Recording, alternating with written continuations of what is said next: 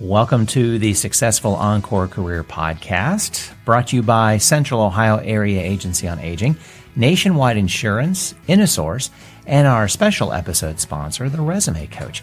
I'm Brett Johnson, longtime volunteer with Employment for Seniors, and with me, Executive Director Carol Ventresca. We are in the middle of a wonderful series of podcasts on creating resumes.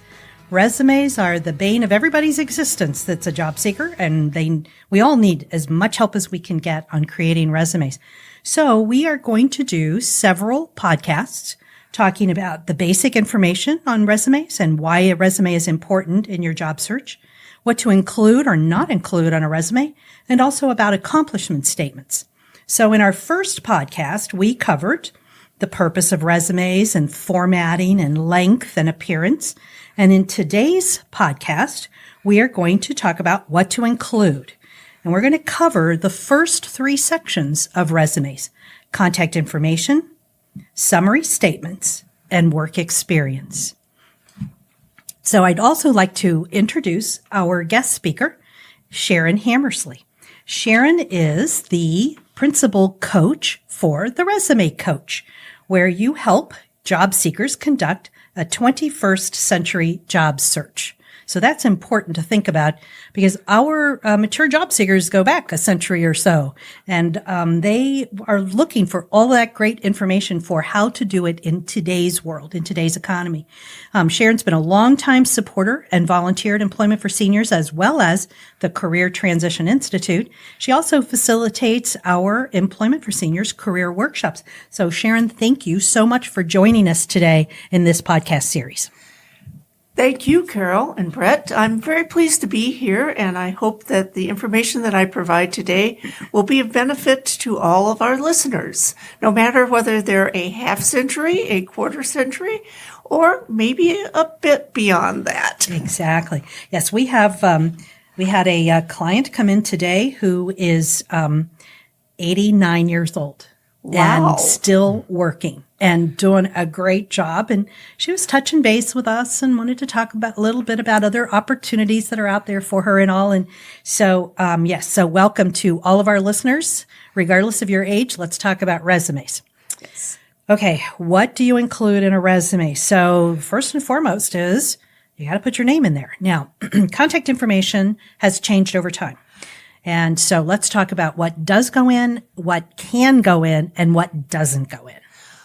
That's a great starting point. So in your contact information, and this goes right at the top of your resume on page 1, you need your name, and you should use the name that you're generally known by professionally. I give the example of a good friend of mine who, to all of her friends, is Fluff. There you go. However, on her resume, she has her professional name, which is Vivian. Okay. Unless she's going into laundry, and she could use Fluff. There Right. you go. Yeah. That would be. Yeah. So you want to use the name that you're generally known as in your professional community.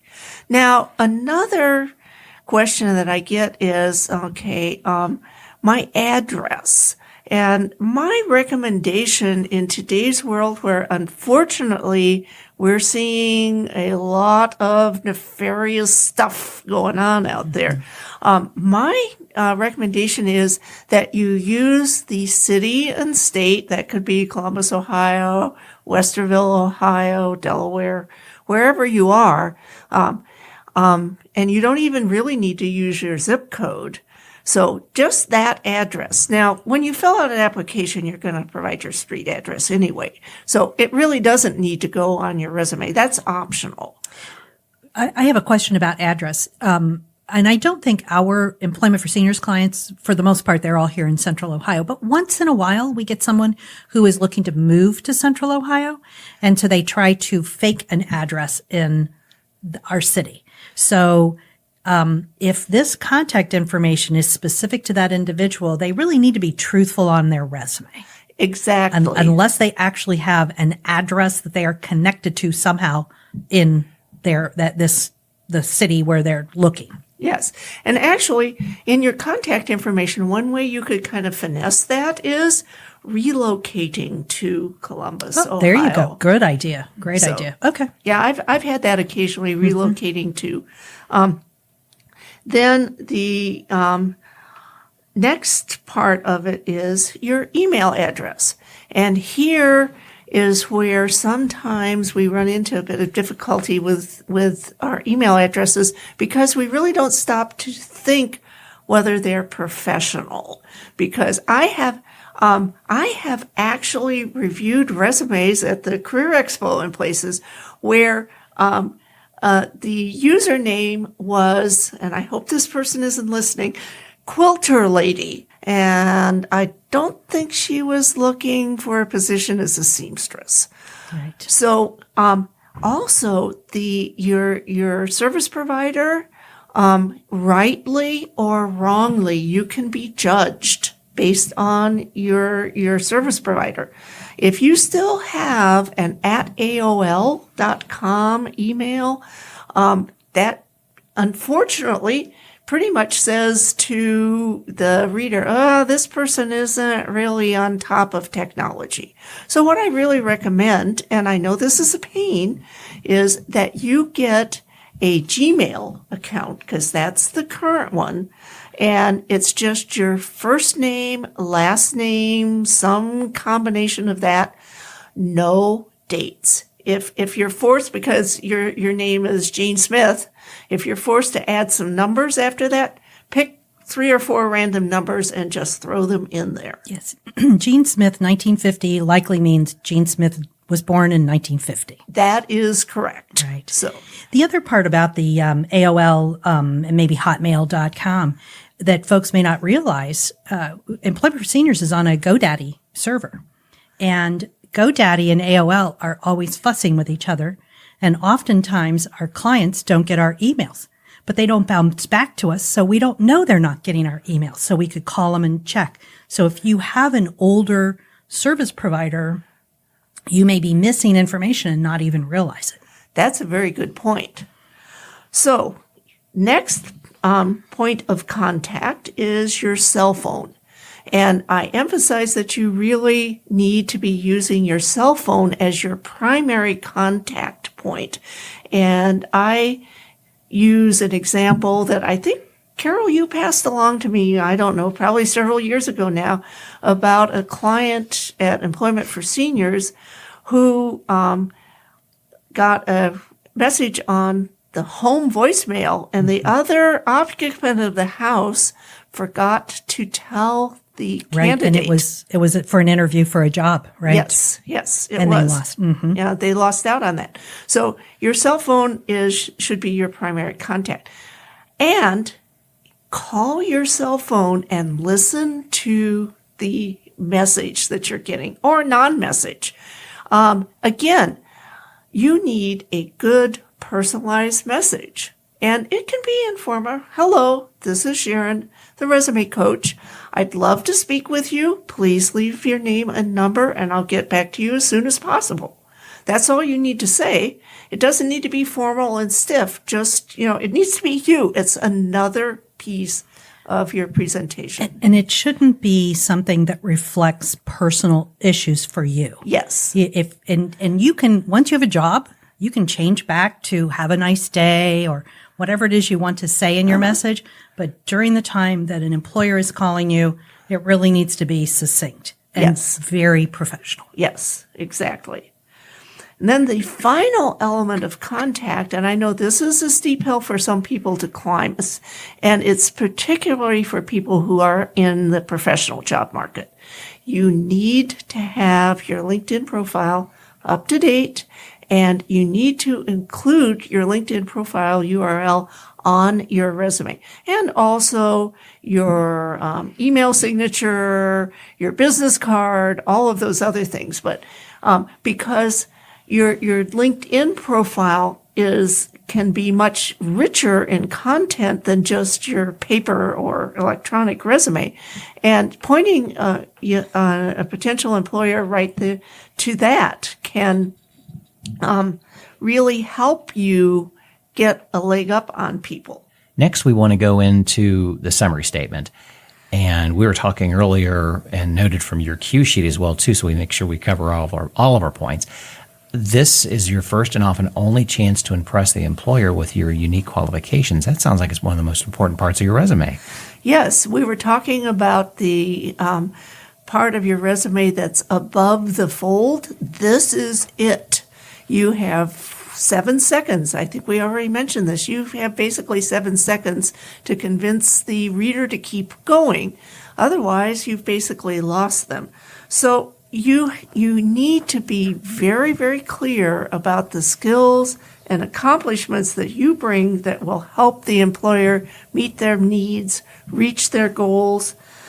However, here's the challenge. You cannot write an essay. Carol was just talking about how if you have a long paragraph as a summary, people will quit reading. So what's the strategy here? You can do a couple of different things. First of all, you can just use plain old bullet points, very short and very succinct. Or you could write maybe 2 to 3 very, very short paragraphs set off with bullet points. Mm-hmm. That would be helpful. Sometimes if, especially for people who are in more technical fields, in addition to the summary, right below that, I will create a little table, and just put, technical skills and Microsoft, SAS, SAP, whatever those technical skills are, because again, those are those really critical keywords that you need to include right at the top of your resume. The main point is this has to absolutely bring the employer in. Otherwise, you're pretty much done with that person. So to help do that, there are 2 strategies that you can use. Number 1, you mirror the wording of the job posting. In fact, if you're applying for what are basically office assistant, administrative assistant, office manager type positions, if you just put office manager, because that's what it said, if you make that part of your first statement, your first bullet point, you're mirroring the words, and then pick up maybe on a couple of other things right away that they say that they want. So that's one way to do that. This indicates to the reader that you've actually read the job description. That is a very important point in when you're doing your job search. Yes. Yes. Because what employers complain about often is, if they even see the resume, they say, did this person read the job description? Right. Yeah. Right. So you want to engage this person as quickly as possible. And then the keywords. We've talked about keywords a couple of times. You can print out somewhere between 3 and 5 job descriptions for the type of job that you're looking for. Go through them with a highlighter and just highlight the common either experiences, skills, technical skills, whatever it is that these employers are looking for. They won't all match by any means, but you can start to get a pretty good sense of what some of the common vocabulary is, because that's basically what it is. It's vocabulary that the employers are using in their search for their preferred candidate. So if you mirror the words of the job posting and you use keywords, that will help. And also, if you are submitting your application online and it's going through the scanner, that scanner is looking for that. And while it won't guarantee that your resume will be forwarded for review, it's certainly a help. So if I wanted to define a summary statement, and sort of what my goal for a summary statement is, I am trying in literally 7 seconds to convince the employer that I'm going to bring value to their table and that I have the experience and the skills to do the job day one. Yes, that's exactly right. Those are sort of overall goals for your whole resume, but it's critical in this top above the fold section because they don't read the rest of it if you haven't captured that information in the very first part. That's correct. Yeah. Okay, cool. That's great. That's great. Okay, so we're past the summary statement. The next big section is let's talk about jobs. And although it comes after the summary statement, in actuality, you need to have a good command of what that is included in the experience section, because that's what feeds up into the summary statement. You have to prove your summary statement in your experience section. Yes, if you claim that you have 10 years experience in sales management and then none of your positions were in sales management, you're not going to get any further. The employer sees pretty quickly which direction you're going with this, and so you really do need in your experience section to validate what you briefly described in your summary statement. So in the experience section, you clearly need to have the name of the company, the position you held, location, and dates. Some people choose to include a brief description of the company itself, a small manufacturing company, especially if it's not one of the big heavy hitters, and especially maybe if it's not local. Maybe if you've just moved here from someplace else, maybe it would be helpful to say this was a small 150 company employee in the manufacturing business of widgets or whatever. Right. But it's not, I've seen where people write long paragraphs about the company that has nothing to do with what they did or their skills or their experience. So it's more of a qualifier or an explainer of your job, but not your job. Yes, exactly. Okay. So another challenge that all job seekers have is that we tend to, when not pushed, list our job duties. Okay, so I did A, I did B, I did C. I answered the phone. I sent out emails. I scheduled appointments. I did this, I did that. And that's where people will usually go if they don't have a lot of guidance. What we're really looking for here, and that's why we're actually going to have a whole podcast on it, are your accomplishments in your job. You want a quantitative or qualitative description of the outcome of the work that you performed. And that's its own topic, so we will be getting there eventually. Now, to the topic of dates, I'm sure we have people listening that have been in the workforce for 20, 30, maybe even more years than that. So what the employer is really most interested in is about the past 15 years or so. And that's what you want to go into in detail. Now, some people will say, okay, so I worked for Acme Explosives for 30 years. What do I do? My question to you is, when you got hired on at Acme Explosives, were you a senior sales manager? They're going, no. Okay.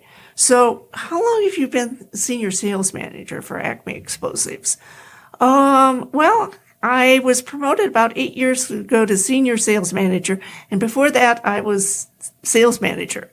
And that was about 10 years. Okay. There's your 18 years of experience right there. And then you can simply add a note at the end of that section that, you had previous experience that you were hired in as their basically gopher person, in a training role, and that you were promoted successively to your most recent position as senior sales manager. So that actually helps a lot with the dates. Another part of the dates is you are required on a job application to put both month and year, and you should certainly know that because they're going to be checking. But on your resume, what you really want to do to smooth it out is to just put the years that you were in a particular position. The other thing too is in this section is the only section that it's absolutely required to have dates on your resume. That's correct. Every place else, either you don't want dates or it's optional. Yes, correct. Some people say, well, if I put dates on my resume, I'm going to look old. And I say, if you don't put dates on your resume, they're going to question whether you're being truthful about anything else that's on your resume. Absolutely. So, I think too that the job seekers are afraid that if they don't put all of the experience they had down with a company or several companies, that we've missed basic information about them. When in actuality, that's not what a resume is about. It's not about that basic information. It's about your highest level of skills. yes. So when I used to work with science students, I would say it's like this. You use an electron microscope. You can't do an electron microscope unless you can do regular microscopes. So why bother to take up 2 lines of information when 1 line is going to be much better? Yes. And so it's not that you're ignoring that. It's that you have to let the employer assume some things because you couldn't be a senior sales manager without having had all those other years of experience. Exactly. That's right. So what you're really looking to do in your work experience section, again, is to validate your summary and to help the employer understand and explain in more detail what's your value, where are you going to be able to step in, where are you going to be able to solve their problems, where can you help them take advantage of opportunities that they may not otherwise be able to take advantage of because they have now hired you. Again, it is, you know you can do the job day one, and the resume is going to let an employer know that. Exactly. That's correct. Wonderful. Great. Sharon, thank you so much. This is incredible information, and we have lots and lots more to still go, and we've got more podcasts coming up, but this was a good overview of your contact information and your summary statement and your work experience, the first 3 sections of your resume. Thank you so much for joining us today. You're welcome. Circle270media.com.